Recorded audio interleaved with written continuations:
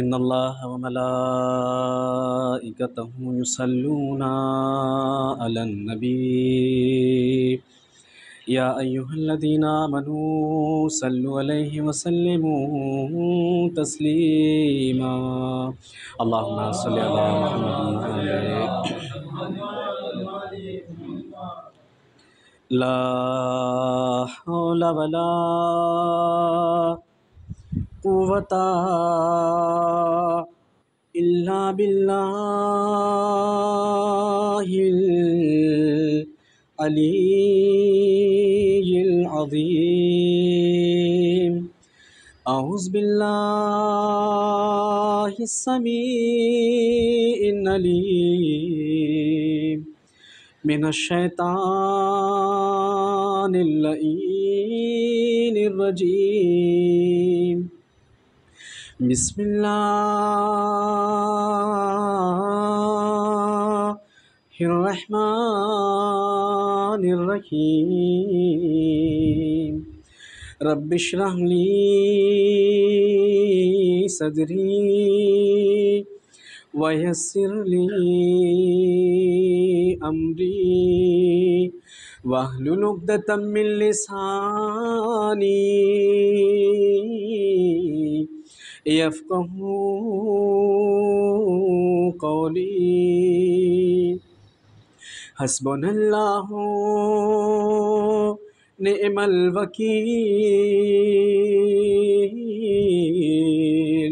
نعم المولى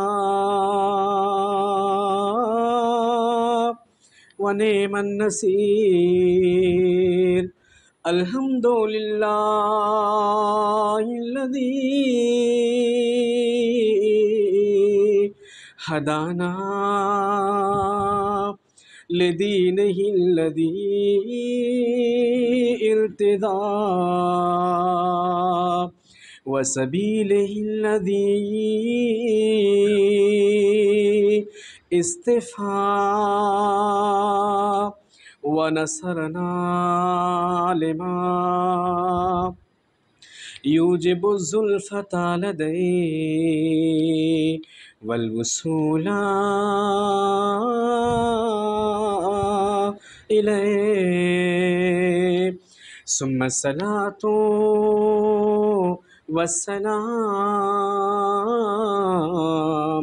والتحية والإكرام على بشير النذير وسراج المنير مولانا ومولى الثقلين محبوبي رب المشرقين والمغربين جد الحسن والحسين أبي القاسم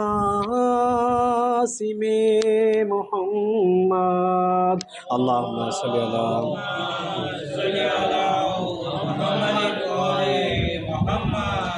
ثم الصلاة والسلام والتحية والإكرام على أهل بيته الطيبين الطاهرين المعصومين المنتجبين المنتخبين الذين أذهب الله عنهم الرجس وطهرهم تطهيرا اللهم صل على محمد وآل محمد ولعنة الدائمة الباقية الأبدية الأزلية ولا أعدائهم أجمعين من الأولين والآخرين أما بعد فقد قال اللہ تبارک و تعالی فی کتابہ الحکیم بسم اللہ الرحمن الرحیم لقد کان لکم فی رسول اللہ اسوۃ حسنہ لمن کان یرجو اللہ والیوم الآخر وذکر اللہ کثیرا وقال مولانا صاحب الزمان وفی ابنت رسول اللہ صلی اللہ علیہ وآلہ لی اسوۃ حسنہ۔ درود پڑھتے ہیں حضرت محمد و آل محمد کی ذات گرامی۔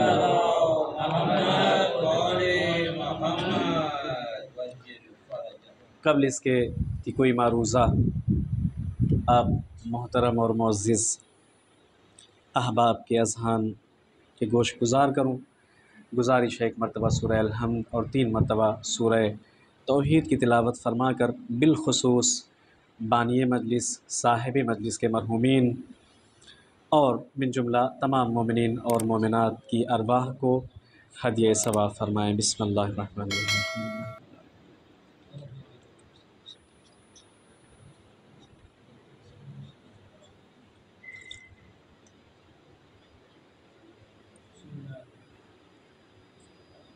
بسم اللہ۔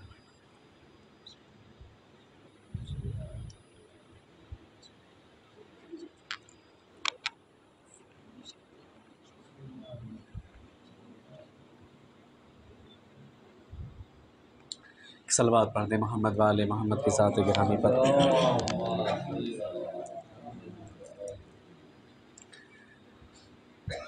ایام عزائے حضرت فاطمۃ الزہرا صلوات اللہ وسلام تعالی علیہ اللہم صلی علی محمد و آل محمد کی مناسبت سے ہم اپنے زمانے کے امام کو بالخصوص اور مومنین اور مومنات کو اور عالم اسلام کو بالعموم تعزیت اور تسلیت پیش کرنے کے لیے اس جگہ پر اکٹھا ہوتے ہیں تاکہ اہل دنیا کے سامنے یہ بات واضح اور آشکار ہو جائے کہ پروردگار عالم نے جن افراد و اشخاص کو دنیا کے لیے نمونہ اور آئیڈیل بنایا تھا، جن افراد و اشخاص کو دنیا کے لیے قائد اور رہبر بنایا تھا، جن افراد و اشخاص کی مودت اور محبت کو پیغمبر خدا کی امت پر فرض فرمایا تھا، جن کی عفت اور جن کی عصمت اور جن کی پاکیزگی کی قسم قرآن نے جا بجا کھائی ہے، ان کے ساتھ اہل دہر اور اہل زمانہ نے کیا کچھ حیلہ سازیاں کی ہیں۔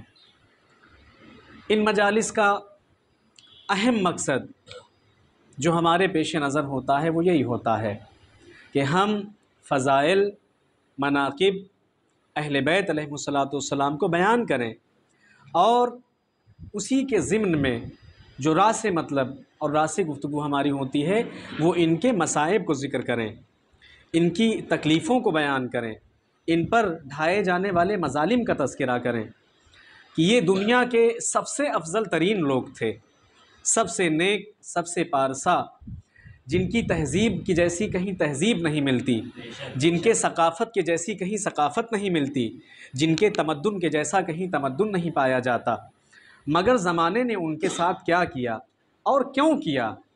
آج کہیں نہ کہیں عالم اسلام ان مسائل کو لے کر بہت سارے شکوک و شبہات میں گھرا ہوا ہے کہ جسے منبر پر بہت زیادہ واضح طریقے سے یا تو بیان نہیں کیا جاتا، یا اگر بیان کیا جاتا ہے تو وہ صحیح طریقے سے لوگوں تک پہنچ نہیں پاتا ہے۔ انسان کی اگر کوئی گراں قدر چیز گم ہو جائے، اگر انسان سے اس کی کوئی قیمتی چیز غائب ہو جائے تو انسان اپنی اس گراں قدر چیز کو، اس قیمتی چیز کو تلاش کرتا ہے، اسے ڈھونڈتا ہے، اسے پانے کی کوشش کرتا ہے۔ اب بھلا آپ بتائیں کہ اگر زندگی میں دنیا میں انسان کی کوئی گراں قدر چیز، کوئی قیمتی چیز، کوئی مہنگی چیز غائب ہو جاتی ہے تو وہ اسے ہر آن ہر لمحہ یہ کوشش کرتا ہے کہ پا لے، اور اپنی پوری طاقت اور اپنی پوری توانائی کو صرف کر دیتا ہے، خرچ کر دیتا ہے اس کے حصول کے لیے، اس کے پا لینے کے لیے۔ عزیزان گرامی قدر، مال، دولت، پیسہ، روپیہ، سونا، چاندی، ہیرے، جواہرات، لال و گوہر، جتنی بھی چیزیں دنیاوی ہیں، جو بھی دنیاوی مال و متاع ہیں، اگر انسان سے چلے جائیں تو انسان انہیں تلاش کرتا ہے۔ ایمان سے آپ بتائیں کہ ایمان سے بڑی قیمتی اور گراں قدر چیز کیا ہو سکتی ہے؟ انصاف سے بتائیں کہ انسان کے عقیدے سے بڑی اور گراں قدر اور قیمتی چیز کیا ہو سکتی ہے؟ انسان کے پاس سب کچھ ہو مگر انسان کے پاس صحیح عقیدہ نہ ہو، انسان کے پاس سب کچھ ہو مگر انسان کے پاس صحیح دین نہ ہو، انسان کے پاس سب کچھ ہو مگر انسان کے پاس صحیح توحید نہ ہو، انسان کے پاس سب کچھ ہو مگر انسان کے پاس صحیح سیرت و کردار نہ ہو، تو پھر انسان کے پاس کیا ہے؟ پھر عزیزان گرامی قدر یہ کہنا پڑے گا کہ پھر ایسے لوگ، ایسے افراد اور ایسے اشخاص کا ہونا یا نہ ہونا کوئی معنی نہیں رکھتا ہے، کیونکہ ایسے افراد و اشخاص کی تعبیر اہل البیت کی زبان عصمت و طہارت کے اوپر روایات میں یہ پیش کی گئی ہے، انہم میت الاحیاء، ایسے لوگ زندوں میں چلتی پھرتی لاشیں ہیں، ایسے لوگ زندوں میں مرے ہوئے لوگ ہیں، ان کی زندگی کے ہونے یا نہ ہونے کا کوئی فائدہ نہیں۔ ایک درود پڑھ دے محمد و آلہ۔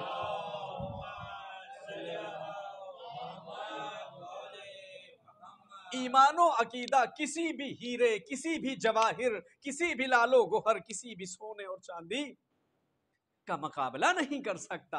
ایمان سے سونے اور چاندی کا کیا مقابلہ اور مقایسہ ہے؟ عقیدے سے مال و دولت اور زر اور جو ہے زیوروں کا کیا مقابلہ اور مقایسہ ہے؟ یہ ساری چیزیں اسی دنیا کے اندر فنا ہو جانے والی ہیں، مگر خدا کی بارگاہ میں کیا پہنچے گا؟ ایمان پہنچے گا۔ خدا کی بارگاہ میں کیا پہنچے گا؟ صحیح عقیدہ پہنچے گا۔ خدا کی بارگاہ میں کیا پہنچے گا؟ صحیح عمل انسان کا پہنچے گا۔ نہ جانے کتنے ایسے بادشاہ، نہ جانے کتنے ایسے سلاطین، نہ جانے کتنے ایسے مال و زر رکھنے والوں کو سونے اور چاندیوں کے ساتھ، ہیرے اور جواہرات کے ساتھ زمین کے اندر دفن کر دیا گیا۔ آج بھی اگر سائنس کی سائٹوں کو آپ دیکھیں اور سوشل میڈیا کے اوپر آپ جائیں تو ایسی سینکڑوں اور ہزاروں ویڈیوز پڑی ہوئی ہیں، مگر عزیزان گرامی قدر جس چیز کی قیمت اور اہمیت ہے انسان اس چیز سے غافل ہے۔ کتنے ایسے لوگ ہیں جو صحیح ایمان، صحیح عقیدے کو تلاش کرتے ہیں، صحیح علم کو تلاش کرتے ہیں، جو جس راستے پر ہے اسی راستے کا راہی ہے۔ پروردگار عالم نے قرآن میں فرمایا کہ جس حزب کو جو کچھ عطا کر دیا گیا وہ اسی پر راضی اور خوش ہے، مگر جب وہ قیامت میں محضر میں ہمارے سامنے پیش کیے جائیں گے، محشر میں ہمارے سامنے لائے جائیں گے تو میں انہیں متوجہ اور متنبہ کروں گا کہ تم کیا کچھ دنیا میں کرتے رہے ہو اور کیا کچھ تم لے کر کے ہمارے سامنے آئے ہو۔ لہٰذا عزیزان گرامی قدر ان مجالس کا اہم ایک مقصد اور اہم ایک محور جو ہے وہ کیا ہے؟ عقائد کا صحیح کر لینا، ایمان کا بہتر کر لینا، اعمال کا اچھا کر لینا۔ لہٰذا پروردگار عالم نے عالمین کے سید و سردار نبی کو لوگوں کے لیے آئیڈیل بنایا، اسوہ بنایا، نمونہ عمل بنایا۔ کوئی بھی عالم کسی کے لیے نمونہ عمل نہیں ہے، کوئی بھی صاحب علم کسی کے لیے نمونہ عمل نہیں ہے، کوئی بھی صاحب منصب و مقام کسی کے لیے نمونہ عمل نہیں ہے۔ نمونہ عمل کون ہے؟ لَقَدْ كَانَ لَكُمْ فِي رَسُولِ اللَّهِ أُسْوَةٌ حَسَنَةٌ، چٹائیوں کے اوپر جو زمین پر تواضع سے بیٹھ جاتے ہیں وہ نبی لوگوں کے لیے نمونہ عمل ہیں، جو سادے لباس زیب تن کرتے ہیں وہ نبی لوگوں کے لیے نمونہ عمل ہیں، جس کی زبان سے گفتگو ہمیشہ سچی ہوتی ہے وہ لوگوں کے لیے نمونہ عمل ہیں، جو مظلوموں کی حمایت کرنے والا پیغمبر ہے وہ لوگوں کے لیے نمونہ عمل ہے۔ عزیزان گرامی قدر اگر لوگوں کے درمیان ظلم و ناانصافی کا سلسلہ بڑھ جائے تو اس ظلم و ناانصافی کو اس کے مقام پر لوٹانے والے نبی کی سیرت اور کردار ہمارے لیے نمونہ عمل ہے۔ عزیزان گرامی قدر کی کن افراد کے لیے؟ لمن یرجو اللہ، وہ لوگ کہ جو خدا کی امید رکھتے ہیں اور جو اس سے ملاقات کی اشتیاق رکھتے ہیں، والیوم الآخرہ، اور کون لوگ کہ جو آخرت کی امید رکھتے ہیں کہ آخرت ہماری ہوگی، آخرت میں ہم ہوں گے، اور وہ لوگ کہ جو کیا ہیں، ذکر اللہ کثیراً، خدا کا ذکر بہت کثرت کے ساتھ کیا کرتے ہیں۔ یہ تین افراد و اشخاص عزیزان گرامی قدر نبی کی زندگی کے بعد، میں اپنے مقصد کی طرف آؤں تاکہ زیادہ وقت آپ کا نہ لے سکوں اور اپنے مطالب آپ تک پہنچا سکوں۔ نبی کی زندگی کے بعد زمانے کو کیا آئیڈیل کی ضرورت نہیں ہے؟ نبی کی زندگی کے بعد زمانے کو کیا نمونہ عمل کی ضرورت نہیں ہے؟ زمانے نبوت و رسالت کے تمام ہو جانے کے بعد، ختم ہو جانے کے بعد، کیا ایسے افراد و اشخاص کا پایا جانا اور ہونا ضروری نہیں ہے کہ جس کی سیرت کو دیکھتے ہوئے، جس کے کردار کو دیکھتے ہوئے، جس کی رفتار و گفتار کو دیکھتے ہوئے ان کے نقش قدم پر چلا جائے؟ کیا ضرورت نہیں رہ جاتی نبی کے بعد؟ نہیں، بے شک رہ جاتی ہے۔ ایسا نہیں ہے، نبی کے چلے جانے کے بعد ضروری ہے کہ نبوت و رسالت کے کچھ ایسے محافظ ہوں، دین و شریعت کے کچھ ایسے پاسبان ہوں کہ جن کی اقتداء کی جائے، جن کی پیروی کی جائے، تاکہ یہ جو دین امانت کے طور پر زمین پر انبیاء اور مرسلین کے ذریعے سے بھیجا گیا ہے، اس کی حفاظت ہو سکے، تاکہ اس امانت داری کی حفاظت ہو سکے۔ عزیزان گرامی قدر اب چونکہ ایسے آئیڈیل اور ایسے نمونے اور ایسے رہبروں کی ضرورت تھی، لہٰذا نبی نے امت کو اکیلا اور تنہا نہیں رہنے دیا، اکیلا اور تنہا نہیں چھوڑا، بلکہ اپنے بعد کچھ ایسے افراد کو، کچھ ایسے اشخاص کو، کچھ ایسے لوگوں کو متعین فرمایا کہ جو نبی تو نہ تھے، رسول تو نہ تھے، مگر عہدہ نبوت و رسالت رکھتے تھے، مگر نبوت و رسالت کا مقام و مرتبہ رکھتے تھے۔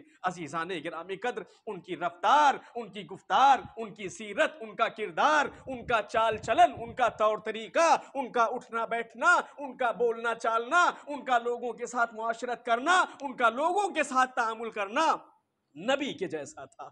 لہٰذا ایسے لوگوں کو پیغمبر خدا نے کیا کیا؟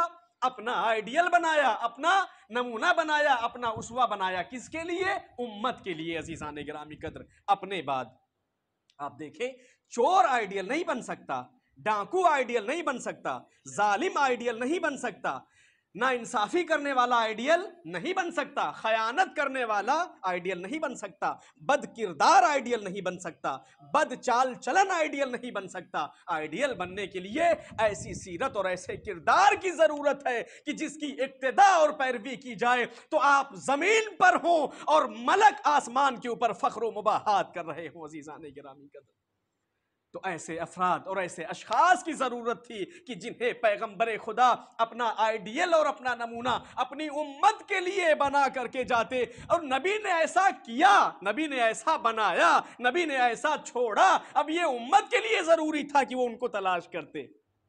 لہٰذا جب ہم کلمات پیغمبر خدا کو دیکھتے ہیں تو ہم یہ دیکھتے ہیں کہ نبی نے کبھی علی کے لیے فرمایا، یا علی انتا منی و انا منکا، اے علی تم مجھ سے ہو میں تم سے ہوں، یا علی انتا منی بمنزلت ہارون من موسیٰ، اے علی تمہاری مثال میرے ساتھ ایسی ہے جیسی ہارون کی مثال موسیٰ کے ساتھ ہے۔ یہ نبی بتانا چاہتے ہیں کہ علی کا مقام و مرتبہ نبی کے نزدیک کیا ہے۔ عزیزان گرامی قدر یعنی اگر کسی کو نبی کی رفتار پر چلنا ہے تو وہ علی کی سیرت اور کردار پر چلے نبی کے بعد، اگر کسی کو نبی کے دین پر چلنا ہے تو وہ علی اور اولاد علی کی سیرت پر چلے۔ اسی وجہ سے پیغمبر اسلام نے فرمایا کہ فاطمہ بضعۃ منی، فاطمہ ہمارا جز ہیں، فاطمہ ہمارا ٹکڑا ہیں۔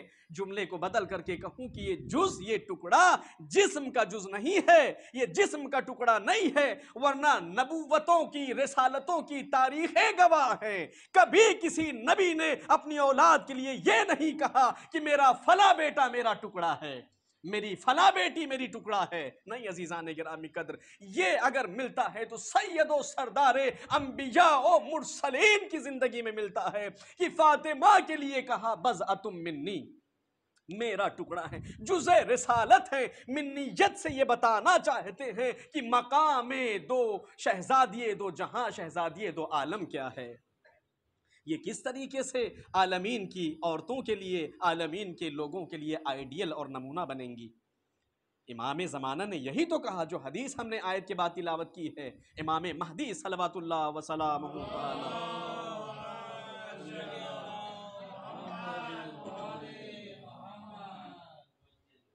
اپنی صحت و سلامتی کے لیے ایک اور درود پڑھ دیں محمد وآلہ۔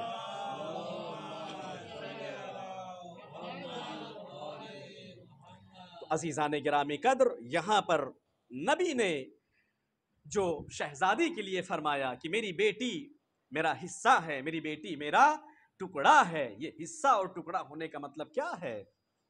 حضرت عائشہ سے روایت ہے، وہ فرماتی ہیں کہ جب نبی اس دنیا سے چلے گئے، آنکھیں بند کر لیں اور لوگ تعزیت اور تسلیت کے لیے نبی کی آ رہے تھے، تو ہم نے اتنے میں دیکھا کہ شہزادی چلتی ہوئی آئیں اپنے بابا کے پاس۔ عامہ خاصہ تمام علماء نے اپنی کتابوں کے اندر اس روایت کو نقل فرمایا ہے، الحمدللہ ذمہ داری کے ساتھ اس بات کو کہہ رہا ہوں۔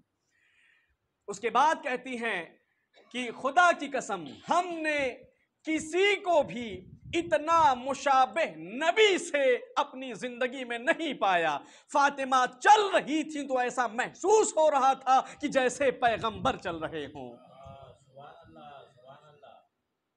مشی حضرت زہرا جب قدوم مبارک آپ کے گھر سے بیت الحسن کی طرف آئے، جہاں پر ناشہ حضرت پیغمبر خدا کو رکھا گیا تھا، تو کہتی ہیں کہ جب ہم نے فاطمہ کو دیکھا تو ہمیں ایک وقت کے لیے ایسا لگا کہ جیسے فاطمہ نہیں بلکہ نبی چل رہے ہوں۔ عزیزان گرامی قدر، یہ مشابہت شہزادی کی اپنے بابا سے، عالمین کے لیے نبی نے ایسے لوگوں کو اسوہ قرار دیا ہے۔ اور کیوں نہ ہو، آپ دیکھیں روایات کہتی ہیں کہ جب پہلی مرتبہ پیغمبر خدا کے اوپر وحی کا نزول ہوا، جب وحی نازل ہوئی تو امام نے فرمایا کہ ہم نے شیطان کے رننے کو سنا، رنت الشیطان، ہم نے شیطان کے رننے کو، لقد سمعت رنت الشیطان حینا نزل الوحی علیہ الصلاۃ والسلام۔ رننا چیخ، آواز، شیطان کی چیخنے کی آواز کو سنا۔ تو جب یہ آواز سنی امام نے تو رسول خدا کو مخاطب ہو کر کے ان سے فرمایا، فقلت یا رسول اللہ ما ھذہ الرنہ، اے اللہ کے رسول یہ کیسی آواز ہے، یہ کیسی چیخ و پکار ہے جسے میں سن رہا ہوں۔ عزیزان گرامی قدر، اسوہ اور قدوہ نبی کے بعد کون ہے؟ اسوہ اور قدوہ اور نمونہ اور آئیڈیل نبوت اور رسالت کے بعد کون لوگ ہیں؟ کن لوگوں کی معرفی اور کن لوگوں کی تشخیص کی گئی ہے، میں اس منزل کی طرف آپ کو لاؤں گا اور پھر اپنے مطلب کی طرف چلاؤں گا۔ اس کے بعد فرمایا ما ھذہ الرنہ، یہ کیسی آواز ہے، یہ کیسی چیخ و پکار ہے جسے ہم سن رہے ہیں؟ نبی نے فرمایا فقال ھذا الشیطان قد ایئس من عبادتہ، یہ شیطان کی چیخ و پکار ہے، آج وہ مایوس ہو گیا، ہاں وہ اپنی عبادت سے مایوس ہو گیا۔ یہ شیطان کی چیخ و پکار ہے کہ مجھ پر اب وحی نازل کی جا رہی ہے، مجھ پر اب کتاب نازل کی جائے گی، مجھ پر اب صحیفے کو نازل کیا جائے گا۔ آج شیطان مایوس ہو گیا ہے۔ اس کے بعد پیغمبر خدا نے ایک جملہ ارشاد فرمایا ہے، عزیزان گرامی قدر میری جان قربان ہو جائے اس جملے کے اوپر۔ پیغمبر اسلام نے فرمایا انکا تسمع ما اسمع، اے علی تم وہی سنتے ہو جو میں سنتا ہوں، وَتَرَى مَا أَرَى، اور تم وہی دیکھتے ہو جو میں دیکھتا ہوں۔ عزیزان گرامی قدر، اس کے بعد نبی نے فرمایا إِلَّا أَنَّكَ لَسْتَ بِنَبِيٍّ، مگر یہ کہ تم نبی نہیں ہو، وَلَكِنَّكَ وَزِيرٌ وَإِنَّكَ لَعَلَىٰ خَيْرٍ، مگر یہ کہ تم میرے بعد میرے وصی اور میرے وزیر ہو اور تم خیر پر ہو۔ اے علی، اے عزیزان گرامی قدر، یہ بتانا چاہتا ہوں کہ عہدہ اور منصب اور مقام بھلے نہ ہو مگر اختیارات وہی ہیں جو نبوت و رسالت کے اختیارات ہیں۔ ایسا نہیں ہے کہ جو میں دیکھتا ہوں وہ تم نہیں دیکھتے، تم بھی وہی دیکھتے ہو، جو میں سنتا ہوں وہی تم بھی سنتے ہو۔ عزیزان گرامی قدر، یہ بتانا مقصود تھا کہ اسوہ کون لوگ ہیں، قدوہ کون لوگ ہیں، وہ کہ جن کے نفوس کو نفوس نبی و رسول سے ملحق فرمایا گیا ہے، متصل فرمایا گیا ہے۔ لہٰذا عزیزان گرامی قدر، علی و فاطمہ اس امت کی اسوہ ہیں، قدوہ ہیں، نمونہ عمل ہیں، آئیڈیل ہیں کہ جس کی پیروی کی جائے، جس کی اتباع کی جائے، جس کی اطاعت کی جائے، جس کے راستے پر چلا جائے، جس کی سیرت اور جس کے کردار کو اپنا لیا جائے۔ عزیزان گرامی قدر، وقت بہت کم ہے، مقدمے میں کافی باتیں گزر چکی ہیں، میں ایک دو بات مطلب کی پڑھ کر کے اور اپنے نتیجے تک آنا چاہوں گا۔ آئیڈیل ہونا، اسوہ ہونا، سوچے تھے کہ ایک روایت فضائل کے اوپر پڑھیں گے مگر وقت نہیں رہا، اب انشاءاللہ تعالی کل کی مجلس میں ذکر کر دیں گے۔ اب 2 سے 3 باتیں، جتنا موقع رہا اتنا پڑھ دیں گے انشاءاللہ۔ سب سے پہلے اگر ہم شہزادی کی زندگی کو دیکھتے ہیں آئیڈیل اور نمونہ ہونے کے طور پر، تو وہ امور خانہ داری میں آئیڈیل اور نمونہ ہونا ہے شہزادی کا، بی بی کا۔ امور خانہ داری، گھر کے امور، گھر کے مسائل، ایک عورت کی زندگی اپنے مرد کے ساتھ، کچھ باتیں اور کچھ مطالب انشاءاللہ شوہرداری کے موضوع میں آنے والی مجالس میں ذکر کروں گا۔ بیوی اور شوہر کی زندگی میں 3-4 روایات ہیں اور اسے ضرور انشاءاللہ کل یا پرسوں کی مجلس میں ضرور پڑھیں گے باقاعدہ طور پر، وہاں کچھ مطالب چھوڑیں گے۔ یہاں کیا ہے؟ گھر داری، گھر کی ذمہ داریاں، گھریلو کام کاج انسان کا۔ اب آپ دیکھیں کہ بیوی آئیڈیل کیسے بنتی ہیں، اسوہ کیسے بنتی ہیں، نمونہ کیسے بنتی ہیں۔ اور آئیڈیل، اسوہ اور نمونہ بھی انسان اپنی شخصیت کے اعتبار سے بنتا ہے، اپنے علم کے اعتبار سے، اپنی عمر کے اعتبار سے، اپنے تجربے کے اعتبار سے۔ ایک مرتبہ میں کسی کا آئیڈیل بنوں، ایک الگ مسئلہ ہوگا، ایک مرتبہ یہ بچہ کسی کا آئیڈیل بنے، یہ الگ مسئلہ ہوگا، ایک مرتبہ وہ بزرگوار کسی کے آئیڈیل بنے، یہ ایک الگ مسئلہ ہوگا، ایک بار ایک عالم آئیڈیل بنے، ایک بار ایک جاہل آئیڈیل بنے، ایک بار جو ہے سماج اور معاشرے کا ایک عہدیدار کسی کا آئیڈیل اور نمونہ بنے۔ فرق کرتی ہے زندگی۔ شہزادی آئیڈیل ہیں امور خانہ داری میں، ہر عورت کے لیے یہ چیز ہے۔ تو عزیزان گرامی قدر، تاریخ کہتی ہے کہ کس طریقے سے شہزادی نے امور خانہ داری کے فرائض اور ذمہ داریوں کو ادا کیا اور اپنایا ہے۔ آج ہمارے گھروں کے جو مسائل ہیں، ہماری لڑکیاں، ہماری بیٹیاں، ہماری عورتیں، چونکہ ماڈرن زمانہ ہے، چونکہ علمی ترقی کا دور ہے، سائنس کا زمانہ، میڈیکل کا زمانہ اور بہت ساری چیزوں کا زمانہ ہے، تو اس میں ہم بہت سارے ایسے مسائل دیکھتے ہیں اور ایسے مسائل سے گھرے ہوئے ہیں۔ ہر روز، ہر صبح، ہر شام، زندگی کا ہر دن ہمارا کہیں نہ کہیں تلخیوں کے ساتھ گزرتا ہے، سختیوں کے ساتھ گزرتا ہے۔ اب چونکہ شہزادی کے ایام کی مناسبت کی مجلس ہے، تو کیا شہزادی سے ہم کچھ سیکھتے ہیں یا نہیں سیکھتے؟ کیا انہیں اپنا آئیڈیل مانتے ہیں یا نہیں مانتے؟ کیا انہیں اپنے لیے نمونہ عمل قرار دیتے ہیں یا نہیں دیتے؟ کیا ان سے کچھ ہمیں سیکھنے کو ملتا ہے کہ نہیں ملتا؟ ہم کیا سننے آتے ہیں مجلسوں میں؟ کیا سیکھنے آتے ہیں؟ مجلس میں آئے، کیا سنا، کیا سیکھا، کیا لے کر کے گھر چلے گئے؟ بھائی 2 لقمہ کھانے کے لیے تو آدمی مجلس میں نہیں آتا ہے، ہر آدمی اپنے گھروں پہ اچھی روٹی کھاتا ہے الحمدللہ۔ آج کا زمانہ تو ایسا ہے کہ اب فقر و افلاس کی بات بہت زیادہ نہیں رہ گئی ہے، مگر امور خانہ داری کی بات میں کروں تو ہم کیا لے کر کے جاتے ہیں؟ گھروں کے اندر جو اختلافات ہیں، گھروں کے اندر جو مصیبتیں ہیں، بیوی کی لڑائی اپنی نندوں کے ساتھ، پتہ نہیں تو رشتے بھی میرے ذہن میں جلد نہیں آتے ہیں، کیا کیا کہا جاتا ہے، نند کہا جاتا ہے، کیا کیا کہا جاتا ہے۔ یہ جو مسائل بھابھی کی، ماں کی، ساس کی، یہ جو مسائل گھروں کے اندر پیدا ہوتے ہیں، ان مسائل میں سے ایک مرکزی مسئلہ کچن کا مسئلہ ہے عزیزان گرامی قدر۔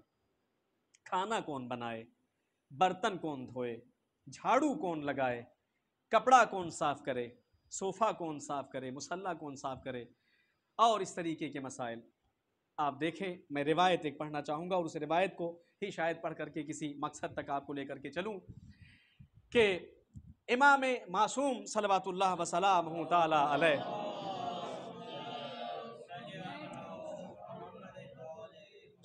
امام فرماتے ہیں کہ شہزادی کی زندگی ایسی تھی کہ لقد کانت فاطمۃ الزہرا تبذل قصارى جہدها لإسعار اسرتها، شہزادی اپنی پوری طاقت، اپنی پوری قوت صرف کر دیتی تھی، خرچ کر دیتی تھی، لگا دیتی تھی اپنے اسرہ کہا جاتا ہے خاندان کو بلند کرنے کے لیے، اس کی عزت کے لیے، اس کی تکریم کے لیے، اس کے شرف کے لیے۔ ایک گھر باعزت کیسے بن سکتا ہے، ایک گھر کے اندر تشرف اور تکرم کیسے پیدا ہو سکتا ہے، تکریم کیسے ہو سکتی ہے، گھر کی عزت کیسے ہو سکتی ہے، بلندی کیسے آ سکتی ہے گھر کے اندر۔ امام فرماتے ہیں عزیزان گرامی قدر، سارے امور کو انجام دیتی تھیں مگر کسی بھی معاملے کو اپنے اوپر بھاری نہیں سمجھتی تھی شہزادی، کسی کام کو بوجھ نہیں سمجھا کبھی۔ وَلَمْ تَسْتَثْقِلْ اَدَاءُ مُهِمَّاتِ الْبَيْتِ، گھر کی جو بھی ذمہ داریاں اور جو بھی فرائض تھے، کسی بھی فریضے کو بہت اہم اور بہت گاڑھا نہیں سمجھتی تھی، ہر کام کو ذمہ داری کے ساتھ اپنے فریضے کو انجام دیتی تھی شہزادی۔ امام فرماتے ہیں عزیزان گرامی قدر کہ اس چیز کو دیکھنے کے ذریعے جب ہم دیکھتے تھے شہزادی کو، ظاہر سی بات ہے شوہر اپنی بیوی سے محبت کرتا ہے، بھائی اپنی بہن سے محبت کرتا ہے، یہ جو اصناف ہیں مرد و عورت کی جو صنف ہے، ہر کوئی ایک دوسرے سے محبت اور مودت کرتا ہے۔ بالخصوص خاندان نبوت اور رسالت کو اگر ہم دیکھیں تو وہاں معاملات عام زندگیوں سے اور عام لوگوں سے الگ ہوتے ہیں۔ امام فرماتے ہیں کہ جب فاطمۃ الزہرا سلام اللہ تعالیٰ علیہ کوئی صورت میں ہم دیکھتے تھے تو ہمارا دل رقیق ہوتا تھا، ہمارے دل کے اندر مطلب اب ایک تکلیف کا ہونا، ایک رحم کا پیدا ہونا، دل کا کوڑھنا کہ کتنی زحمت یا کتنی تکلیف کا سامنا بی بی کو ہے۔ عزیزان گرامی قدر، اس کے باوجود کہا جاتا ہے کہ امام شہزادی کی مدح و ثنا کیا کرتے تھے، تعریف و تمدیح کرتے تھے، سراہا کرتے تھے ان کی زحمتوں کو دیکھ کر کے، ان کی محنتوں کو دیکھ کر کے۔ یعنی یہاں پر اس روایت کے اندر دونوں باتوں کی طرف اشارہ کروں کہ خود ایک عورت کی ذمہ داری اور خود ایک مرد کا فریضہ، دونوں کا فریضہ امور خانہ داری میں، ایسا نہیں ہے کہ ساری بلڈنگ کو میں صرف عورت کے شانے پر چھوڑ دوں، ایسا نہیں کر سکتے۔ اور ایسا بھی نہیں ہے کہ سارے امور خارجی اور بیرونی کو مرد کے کندھے پر ڈال دیا جائے، ایسا بھی نہیں ہے، بلکہ کیا ہے، معتدل زندگی کے معتدل رہنے کے لیے، زندگی کے متوازن رہنے کے لیے، توازن نہ ٹوٹے نہ خراب ہو، مرد اور عورت کو ایک دوسرے کے ساتھ قدم سے قدم ملا کر کے چلنے کی ضرورت ہے۔ عزیزان گرامی قدر، اب یہاں پر یہ ساری چیزیں ہو جانے کے بعد امام نے کہا وقال لرجل من بنی سعد، بنی سعد کے ایک شخص سے امام نے کہا، آپ دیکھیں کتنا فخر ہے امام کو کتنا فخر ہے، علی جیسا امام، کتنا فخر ہے امام کو، کس پر؟ شہزادی کے اوپر۔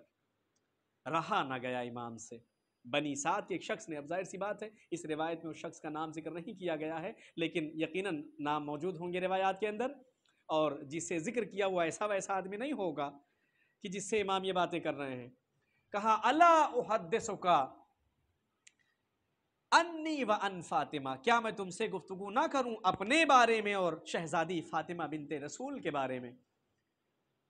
اللہ احدثک، کیا میں تم سے بات نہ کروں، کیا میں تم سے بات کروں اپنے بارے میں اور شہزادی کے بارے میں؟ عزیزان گرامی قدر، امام فرماتے ہیں انہا کانت اندی وکانت من احبا اہلہ الیہ، شہزادی میرے پاس تھی اور اس کے پاس تھی کہ جو اپنے اہل کو سب سے زیادہ محبت کرنے والا ہے، یعنی کہ نبی خدا۔ شہزادی ہمارے پاس تھی وَإِنَّهَا اسْتَقَتْ بِالْقِرْبَةِ حَتَّى أَثَّرَ فِي صَدْرِهَا، یہ پہلی چیز ہے عزیزان گرامی قدر۔ قربہ کہا جاتا ہے اس مشک کو کہ جس کے ذریعے سے پہلے لوگ ایک دوسرے کو پانی پلایا کرتے تھے، خود بھی پیتے تھے، حیوانوں کو، جانوروں کو، انہیں بھی پلایا کرتے تھے۔ قربتن، مشک، چمڑے کا مشک ہوا کرتا تھا۔ امام فرماتے ہیں کہ اب یہ دیکھیں 3-4 امور کو اس روایت کے اندر ذکر کیا۔ یہ روایت اکثر و بیشتر آپ لوگ سنتے رہتے ہیں، اردو میں ذاکرین علماء پڑھتے رہتے ہیں، میں ثواباً عربی متن کے ساتھ پڑھ رہا ہوں تاکہ عربی بھی پڑھنے کا ثواب ملے اور پوری بات امانت داری کے ساتھ آپ تک پہنچا سکوں۔ امام نے فرمایا کہ حتی اسرا فی صدرہا، قربہ، یہ مشک جو اٹھاتی تھی شہزادی، اٹھا کر کے پانی جو پلایا کرتی تھی گھر کے افراد کو یا جو حیوانات گھر کے اندر تھے، اس کے ذریعے سے سینے پر بی بی کے نشان پڑ گئے تھے، ٹھیک ہے، گلے کے پاس نشان پڑ جاتا ہے، اس کو اٹھا کر کے لانا، پھر لے جانا بھری ہوئی مشک کو، اس کے ذریعے سے لوگوں کو پانی پلانا، سیراب کرنا۔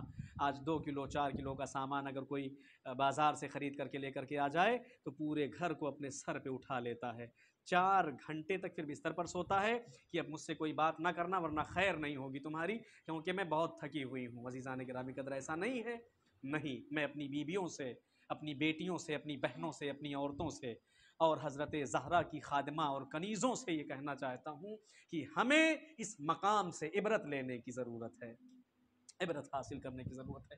میں مرد کی ذمہ داری کو پڑھوں گا، مرد کو چھوڑوں گا نہیں، لیکن چونکہ بات ابھی عورت کی چل رہی ہے لہٰذا ہم صرف عورت پر گفتگو کر رہے ہیں۔ فرمایا اسرا فی صدرہا، سینے مبارک پر حضرت زہرا کے نشان پڑ جایا کرتے تھے اس کربے کی وجہ سے۔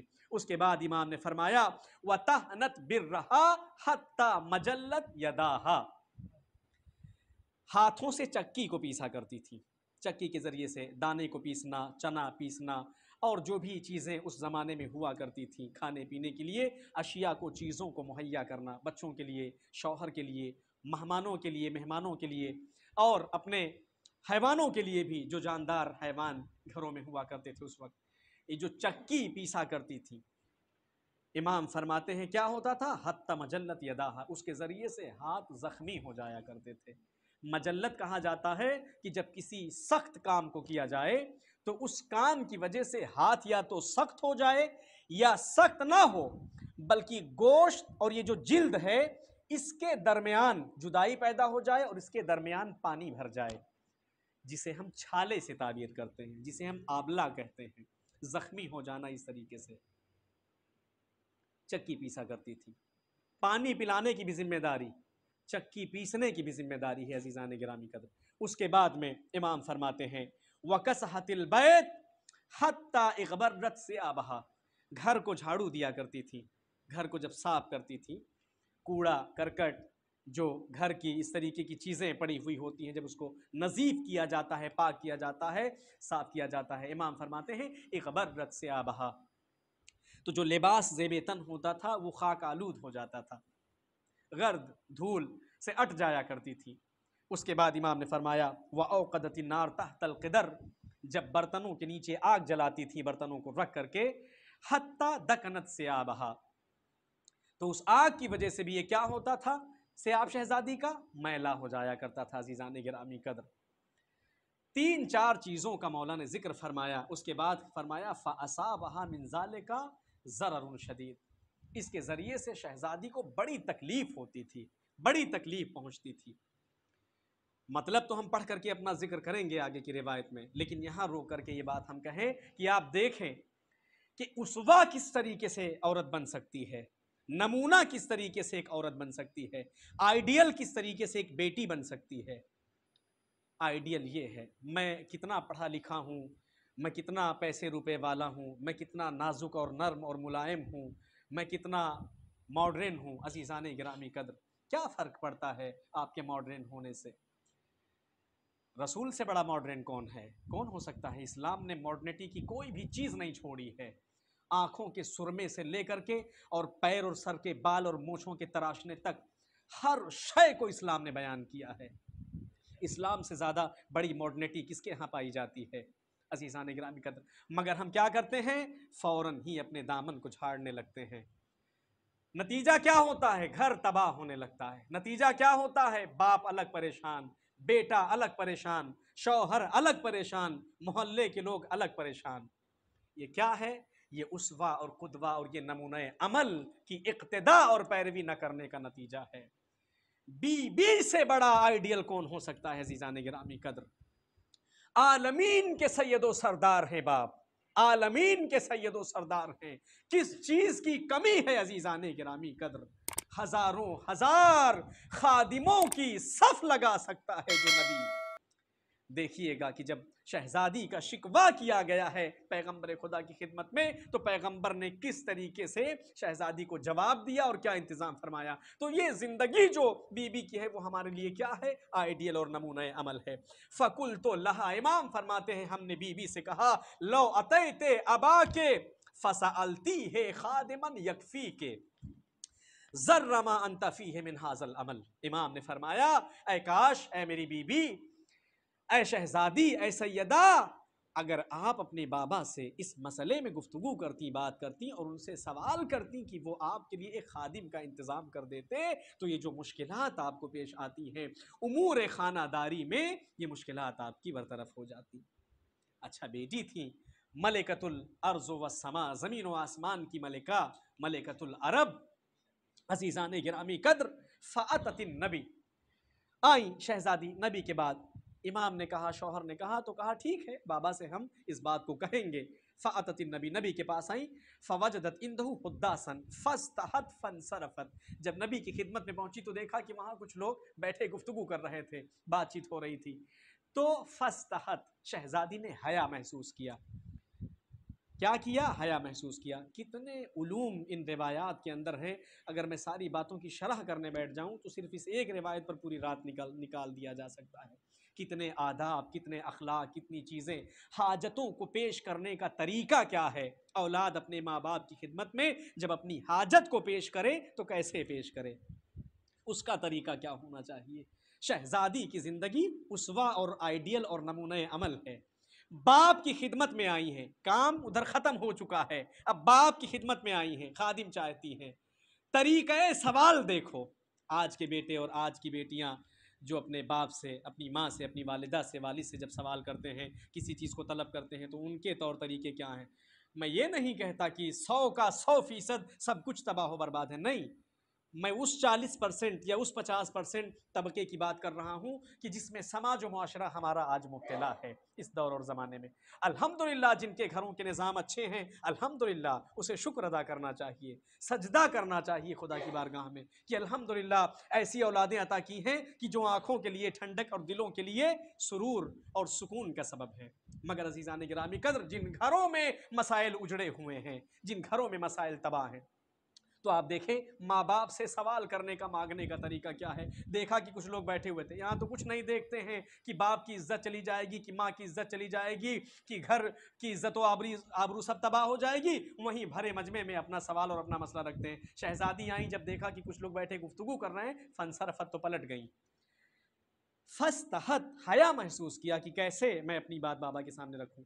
تاریخ کہتی ہے کہ جب آپ واپس چلی گئیں وہاں سے تو امام نے فرمایا فعلم النبی صلی اللہ تعالیٰ علیہ وآلہ وسلم انہا جاءت لحاجت. نبی نے احساس کر لیا کہ شہزادی کسی حاجت کے لیے آئی ہوئی تھی. عزیزان گرامی قدر، امام نے فرمایا فغدا علینا رسول اللہ صلی اللہ تعالیٰ علیہ وآلہ وسلم ونحن فی لفائنا فقال السلام علیکم. پیغمبر خدا آئے اور ملاقات کیا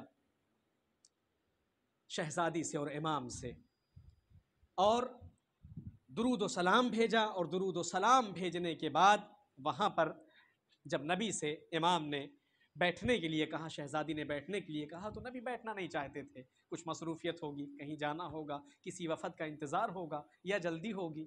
امام سے فرمایا، کیا کہتے ہیں؟ فقالا یا فاطمہ ما کانت حاجتک امس عند محمد صلی اللہ تعالیٰ علیہ وآلہ وسلم. درود پڑھ دیں.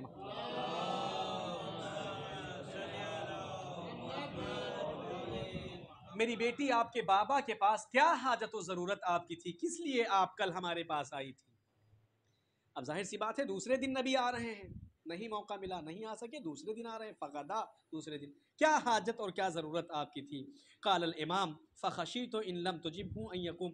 امام کہتے ہیں یہاں ہمیں تھوڑا ڈر محسوس ہوئی کہ نبی کے لیے اس بات کو کیسے کہا جائے، کس طریقے سے ان کی خدمت میں اس بات کو پیش کیا جائے. لیکن امام نے اس بات کو بہرحال پیش کیا. فرماتے ہیں انا واللہ اخبرک یا رسول اللہ، خدا کی قسم اے اللہ کے رسول، میں آپ تک یہ بات پہنچانا چاہتا ہوں. انہا استقت بالقربت حتی اثرت فی صدرہا. شہزادی کی طرف اشارہ کیا اور کہا کہ یہ بی بی مشق کے ذریعے سے پانی اٹھاتی ہے کہ جس کا اثر اور جس کا نشان آپ کے جسم نازنین پر پڑ جاتا ہے. اتنی زحمت اور اتنی تکلیف بی بی کو کرنی پڑتی ہے.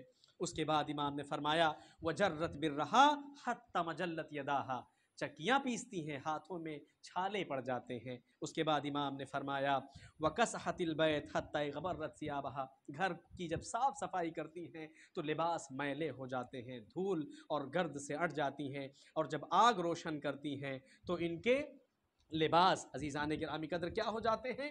میلے ہو جاتے ہیں، خراب ہو جاتے ہیں. امام نے یہ کہنے کے بعد فقل تو لہا، اب امام کہتے ہیں کہ یہاں پر ہم نے پھر شہزادی کو مخاطب کر کے کہا لو اتیت اباک فسألتیہ خادما یکفیک ذر ما انت فیہ. ہم نے بی بی سے کہا تھا کہ اگر آپ اپنے بابا سے ایک خادم کا سوال کر لیتی تو یہ مشکلات آپ کی برطرف ہو جاتی. عزیزان گرامی قدر، بہت ادب کے ساتھ، بہت احترام کے ساتھ، بڑی شفقت کے ساتھ، بڑی محبت اور بڑی نرمی کے ساتھ اور بڑی فراخ دلی کے ساتھ ایک باپ نے اپنی بیٹی کا درد سنا. ایک باپ نے اپنے بھائی سے اپنی بیٹی کا درد اور اپنے داماد سے اپنی بیٹی کا درد سنا، پیغمبر سنتے رہے ساری بات۔ اس کے بعد میں فقال صلی اللہ تعالیٰ علیہ وآلہ وسلم، جب یہ ساری بات سن چکے تو نبی نے فرمایا فلا اعلمکما ما ہوا خیر لکما من الخادم، اے علی اور اے فاطمہ، کیا میں تم دونوں کو ایسی بات کی تعلیم نہ دے دوں کہ جس بات کا جاننا اور جس بات کی تعلیم تمہارے لیے ایک خادم سے کہیں زیادہ بہتر اور برتر ہو۔ عزیزان گرامی قدر، امام یہ سن رہے تھے اور نبی نے فرمایا اذا اخذتما منامکما فسبحا ثلاثا وثلاثین،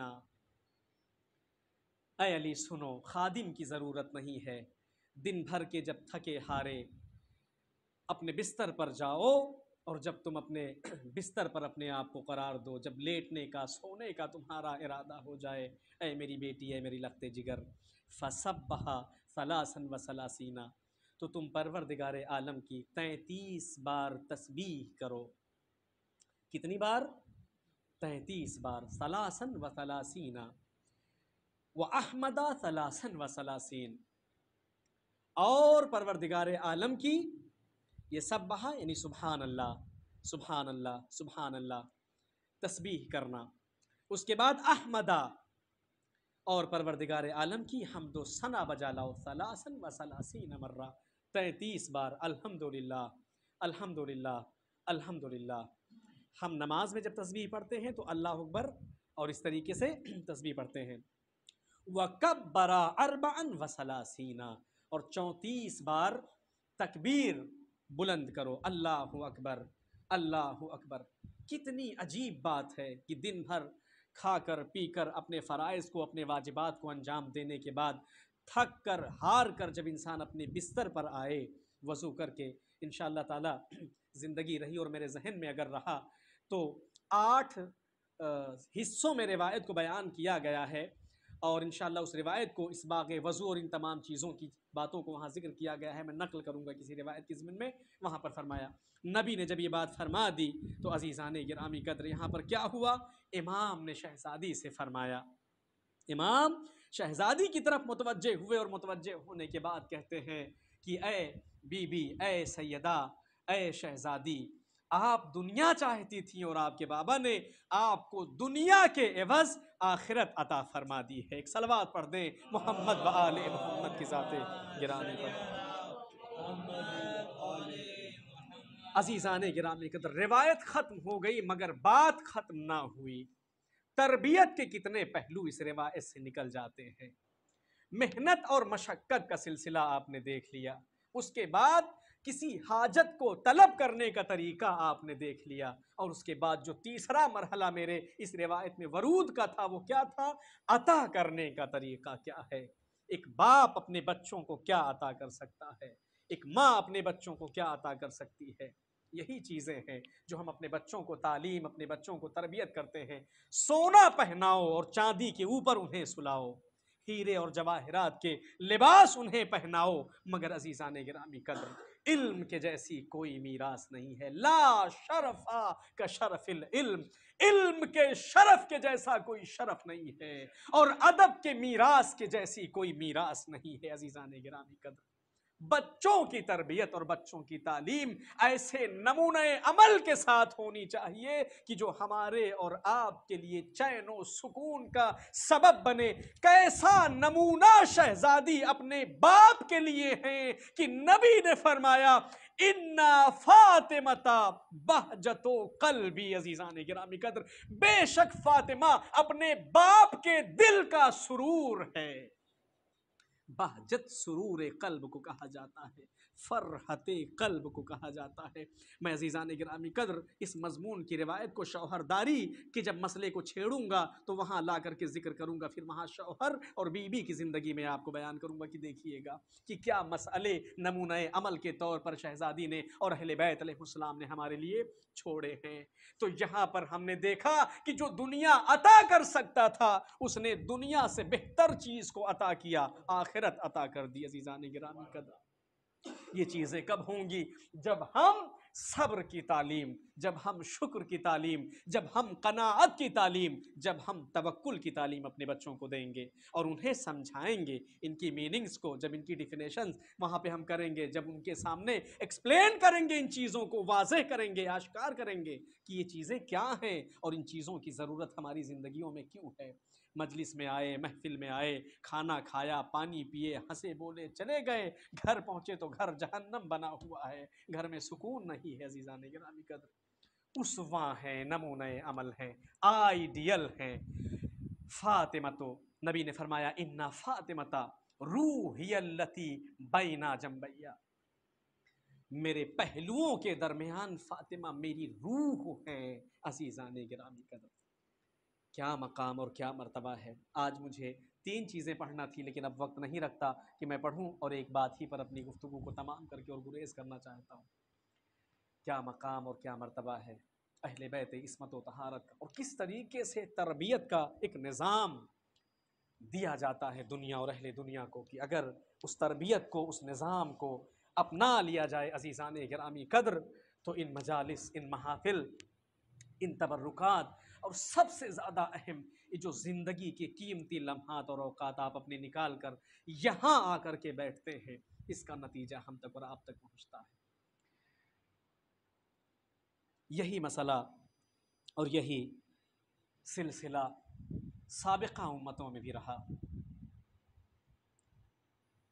جن کے فاسق باپ اور فاسق مائیں جب اپنے بچوں کی تربیت اور اپنے بچوں کی تعلیم نہ کیے تو انہوں نے خاندان نبوت و رسالت پر ظلم و ستم کے راستے کھول دیے۔ پھر دنیا کے اچھے لوگ، بافضل و شرف لوگ انہیں ایک آنکھ نہ بھاتے تھے۔ کیسی مصیبت ہے یہ کہ جسے ہم اور زمانہ آج محسوس کرتا ہے عزیزان گرامی قدر۔ حضرت زہرا کے گھر سے لوگوں نے دھواں اٹھتے ہوئے دیکھا۔ عرب کا یہ دستور تھا، وقت نہیں رہا، میں گریز کر رہا ہوں چونکہ اب مصائب کی منزل میں ہوں ورنہ واقعے کو پڑھتا۔ عرب کا یہ دستور تھا کہ 3 دن تک مصیبت زدہ کے گھر میں آگ نہیں جلائی جاتی تھی، 3 دن تک اس کے ہاں کھانے اور پینے کا انتظام و اہتمام کیا جاتا تھا۔ امت نے عجیب دیکھا کہ ابھی نبی کہ قبر کی مٹی بھی خشک نہ ہونے پائی ہے، کیا بات ہے، فاطمہ کے گھر سے دھواں اٹھ رہا ہے۔ عزیزان گرامی قدر، میں کیسے امت سے کہوں کہ یہ کھانے اور پینے کے لیے جلائی گئی آگ نہیں ہے، اس دروازے کو جلا دیا گیا ہے کہ جس دروازے کو پکڑ کر نبی درود و صلوات بھیجا کرتے تھے۔ تاریخ نے لکھا ہے کہ 8 مہینے تک وَأَمُرْ أَهْلَكَ بِالصَّلَاةِ کی جب آیت نازل ہوئی، اور دیگر آیات کو بھی علماء نے نقل فرمایا ہے، مفسرین نے ذکر کیا ہے، اپنے اہل کو نماز کا حکم دو۔ تاریخ کہتی ہے کہ 8 مہینے تک اس آیت کے نزول کے بعد نبی جب بھی نماز کا وقت ہوتا تھا تو در حضرت زہرا پر آ کر کے اپنے دونوں ہاتھوں سے، روایات کے الفاظ ہیں کہ دونوں ہاتھوں سے شہزادی کا دروازہ پکڑ کر کے کہتے تھے الصلاۃ الصلاۃ الصلاۃ السلام علیکم یا اہل بیت النبوہ، اے اہل بیت نبوت تم پر خدا کا درود و سلام ہو۔